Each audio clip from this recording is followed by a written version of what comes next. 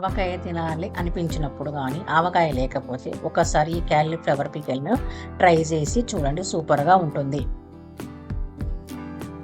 క్యాలీఫ్లవర్ను చిన్న చిన్న ముక్కలుగా కట్ చేసి శుభ్రంగా కడిగి పక్కన పెట్టాలి. ఒక ప్యాన్లో జీలకర్ర, ఆవాలు, మెంతులు వేసుకొని లైట్గా వేయించుకోవాలి. వేగినాక జార్లో తీసుకొని మిక్సీ పట్టుకోవాలి.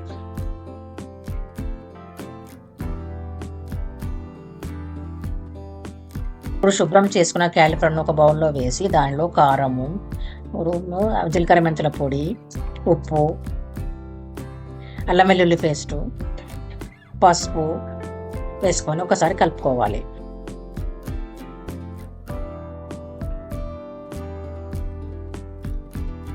అందులోకి నిమ్మరసం వేసుకొని మరి ఒకసారి కలుపుకోవాలి.